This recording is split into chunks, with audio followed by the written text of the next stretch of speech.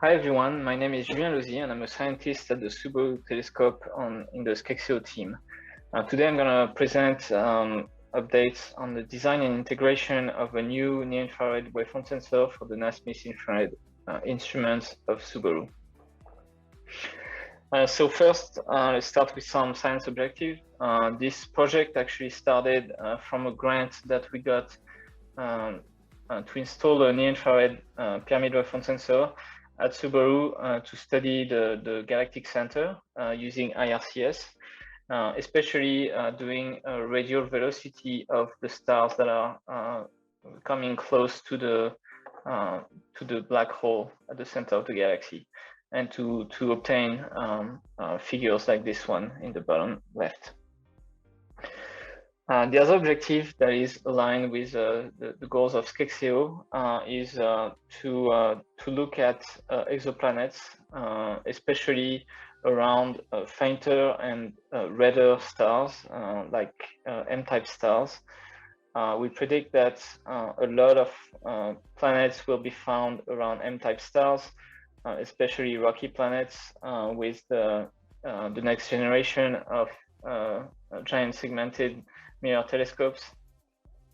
And so we want to prepare for this, especially because we are currently limited by both the facility adaptive optics visible wavefront sensor and our own visible pyramid wavefront sensor.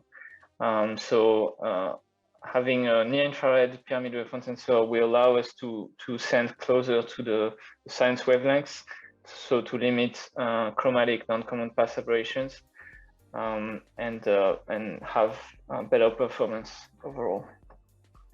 So the project will work in several phases. We'll start with phase 1A by just adding the near-infrared pyramid wavefront sensor inside the facility adaptive optics A188 alongside the current visible curvature wavefront sensor. And so behind this facility adaptive optics, we can have several instruments, mainly Skexio and IRCS, that need to be craned in and out depending on the telescope schedule. In phase 1B, the deformable mirror of the facility adaptive optics will be upgraded to the new RPO 64x64 DM.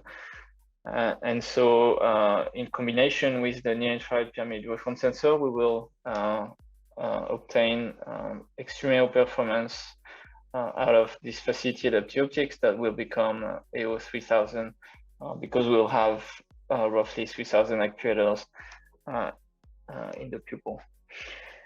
And finally, in phase 2, things get a bit more complicated. The near-infrared pyramid is moving out of the AO 3000 and will be installed on the common platform with a new LTAO for the Ultimate Star project.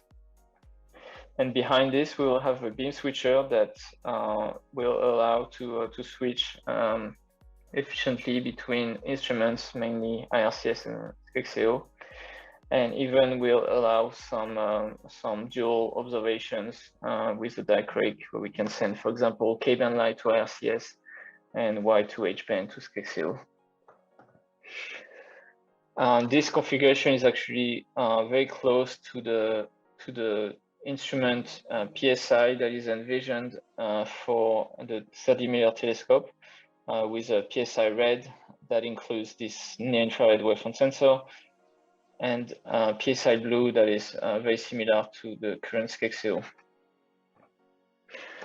And actually on Skexio, we tested a near-infrared pyramid wavefront sensor in the past. We actually tested it as a technology demonstrator for the KKO KPIC project. And so we used the Saphira camera developed by the Institute for Astronomy here in Hilo.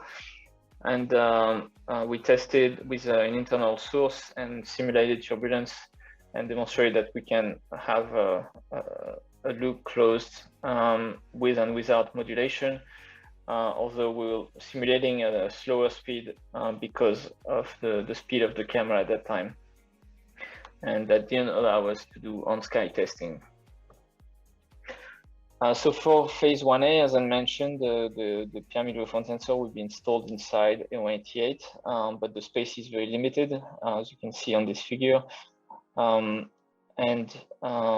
third one actually needs to be installed outside of the instrument, mostly because there's not enough space for it, but also because the camera is shared with another project, fast PDA mode for Skexeo. So we need to be able to crane the camera between two locations. But we secured the fund to buy a second series one, so we shouldn't have to do that for very long. So despite the lack of space, I managed to have an optomechanical design that fits in the footprint that is allocated for this. You can see here, mainly because we only need a very small field of view, so the beam can stay small and everything can be pretty compact. As I mentioned, the third one is hanging from the side of the bench. The optical path is quite simple. So we have a dichroic pickoff that sends part of the light to the infrared pyramid wavefront sensor. There's a first collimating lens collimating the beam and reimaging the pupil on a small half-inch mirror. This mirror is actually both the modulator and the steering mirror, so it's using a physics instrument stage to perform high-speed modulation. And this stage is on a tip-tilt motorized mount for steering, so we can do wavefront sensing on off-axis sources up to ±10 arcsecond, roughly. There's a filter wheel in there that allows to change the bandwidth used for the wavefront sensor between Y and H band, so we can either do a single band of 2 bands or broadband mode. Then we have two focusing optics. It's a combination of converging and diverging lens that focuses the light on a double roof prism pyramid, very similar to the one used inside Skexeo. And finally, a last lens, a pupil lens, reimage the pupil on the third one camera. We actually added another functionality to this during the optomechanical design phase. Just simply by moving a few elements, we can have a focal plane wavefront sensing mode.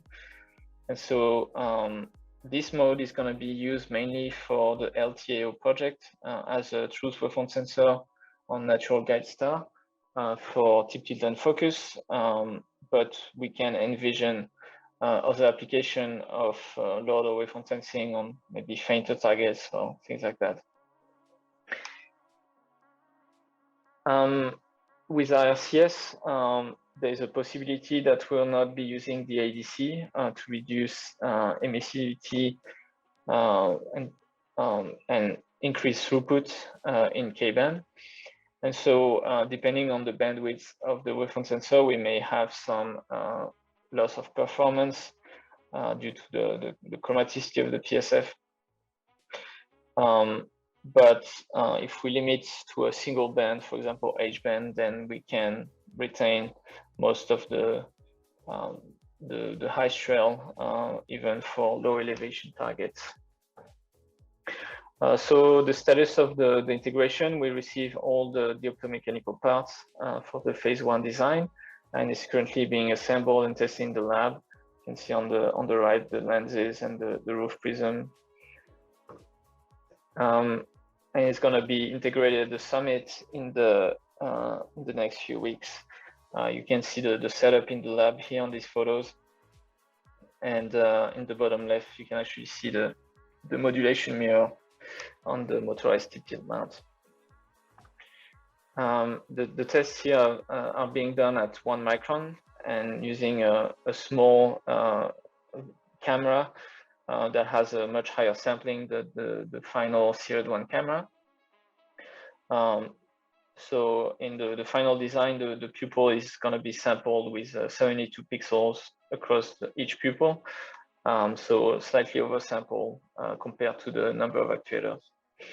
As you can see here, everything's working pretty well. Even on the log scale image, we don't see too much light outside of the pupils, which means that the tip of the pyramid is of good quality. We also demonstrated the focal plane wavefront sensing mode. So you can see in the bottom left, we have a way to move the roof prism pyramid out of the way, and swap the lens between a pupil lens to a re-imaging lens and obtain focal plane images. Because we can move the pyramid optics out of the way, we actually get a pupil imaging mode for free. So that can be used to look at vignetting and maybe other applications. And finally, I started looking at the modulator. So I can, for now, I can control each of the piezo's in the stage. But in the near future, we'll get a multi-channel sine wave generator to start doing proper modulation. And as expected, well, the modulation depends highly on the frequency and the voltage applied. And so we can see that we lose significant response at 2 kHz. Finally, we will install the new RPODM pretty much as a drop-in replacement of the old 188 element DM. I'm currently working on the mount for this. This deformer will not have a high-speed tip tilt like the previous one due to the weight and the cables that are coming out of this deformer. So we will have to rely mostly on the stroke of the DM and do slow offloads to the secondary mirror of the telescope at about 1 Hz. In conclusion, A188 will be greatly improved in the next few months with the addition of this new near-infrared wavefront sensor, combined with the new 64 by 64 RPODM. It will provide extremely low performance for all of the Nasmyth platform infrared instruments at Subaru. The integration of the wavefront sensor is on its way and should be added to A188 in the next few weeks. The new DM arrives in January and should be integrated as soon as possible. And we already have engineering nights allocated at the end of May and June for on-sky testing. We also started the optomechanical design for phase 2. And once we have the beam switcher in place in the next couple of years, with Kexio and IRC SBN, we'll have the perfect experimental setup for the PSI instrument for the 30-meter telescope. Thanks for listening. If you have any question, join me on the Discord. Thank you.